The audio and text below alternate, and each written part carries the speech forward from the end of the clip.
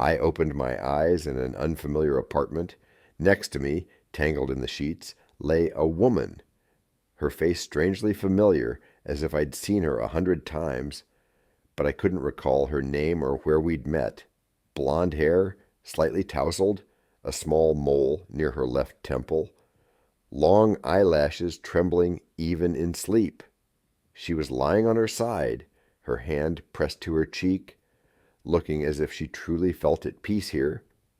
I stared at her, trying to pull something, her name, her voice, even a fragment of conversation, from my memory. But my mind was nothing but pain and emptiness. The air smelled of unfamiliar perfume and last night's wine. The curtains were tightly drawn, but pale Saturday morning light seeped through the fabric. I got up, nearly knocking over an unfamiliar glass on the nightstand, and, holding onto the walls, found the bathroom. Cold water on my face barely helped. My memory stubbornly refused to return. The mirror was fogged up, and in it I saw a man with a dull gaze, wearing the shirt I was sure I'd put on yesterday, when my friends and I went to the old merchant bar on the corner of 7th and Brooklyn Avenue to see Jake off on his business trip.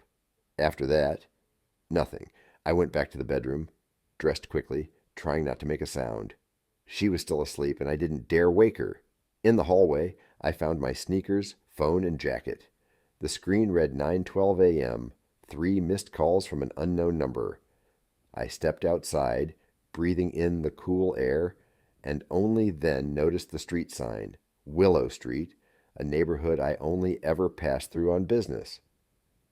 I hailed a cab, gave my address in Queens, and spent the whole ride trying to remember how I'd ended up in that apartment. Only fragments surfaced: laughter, clinking glasses, someone's voice, music growing louder. I remembered Jake making a toast, us laughing at something silly, and then nothing.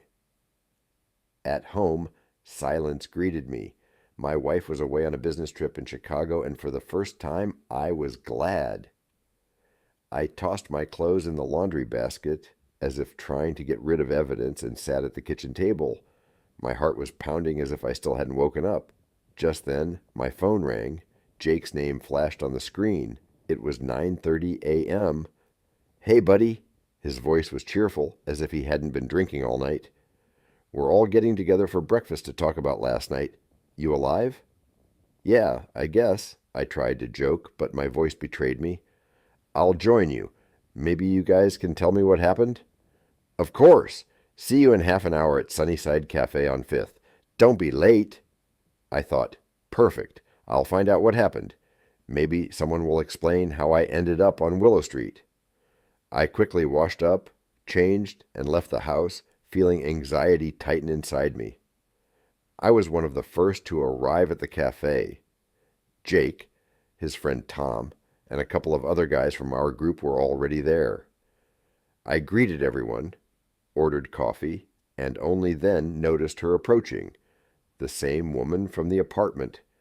She wore a simple blue dress, her hair pulled back in a ponytail, but I recognized her instantly by the mole near her temple. "Meet Emily," Jake said with a smile. "My new girlfriend." She sat across from me, and our eyes met. I saw recognition flicker in hers, and I realized she remembered everything, or at least suspected.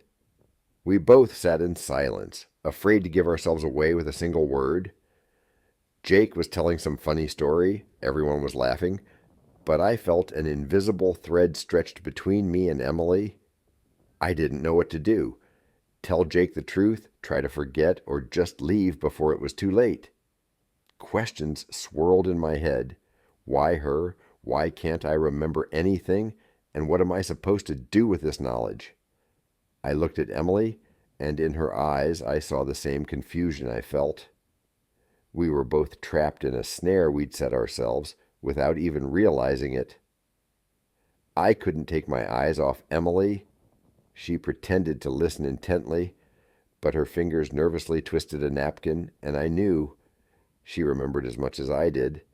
Everything felt unreal, as if I were watching myself from the outside in someone else's movie. I had cheated on my wife, and not just with anyone, but with my friend's girlfriend. How was that even possible? I'd always thought of myself as a man of principle, loyal, reliable. Now those words sounded like a joke. I tried to recall details of the night, but my memory only offered fragments: laughter, music, her hand on mine, a look full of something forbidden. I didn't know who made the first move, who said the word that sent everything spiraling. Maybe it was me, maybe her, or maybe both of us. Just two people who, for a moment, decided to forget everything. "You're awfully quiet today," Jake said, clapping me on the shoulder. "Rough night?" I smiled, trying not to give myself away. "Just didn't sleep well," I lied. "Got a splitting headache." Emily looked up at me, and in her eyes I saw the same dilemma tormenting me: tell the truth or pretend nothing happened. We both knew that if we spoke, everything would collapse. Not just our relationships, but our friendship, maybe even the whole group, where everyone was used to trusting each other. I was the first to step outside, unable to stand the tension. The wind was cool, the sky overcast. I stood on the sidewalk, watching the traffic, and wondered, what should I do? Tell my wife? Confess to Jake? Or just try to forget, bury that night deep inside, hoping it would never surface? Questions swirled in my mind with no answers. I remembered how my wife and I made plans, how Jake trusted me with his secrets, how I'd always despised lies. Now I was the one I'd always judged. Emily came out after me. She walked up, but didn't look me in the eye. "We need to talk," she said quietly. "I don't know what to do." "Me neither," I replied. "It all feels unreal." We stood side by side, but there was a chasm between us. "Maybe we should just forget?" she asked. "No one has to know." I nodded, but inside I knew forgetting was impossible. This was already a part of me, a part of both of us.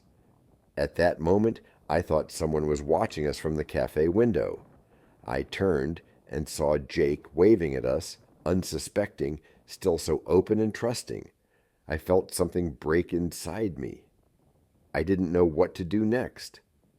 Telling the truth would destroy everything. Keeping silent meant living with a burden that would only grow heavier each day. I stood at the crossroads, and every path seemed like a dead end. To be continued in the next episode. Subscribe so you don't miss it.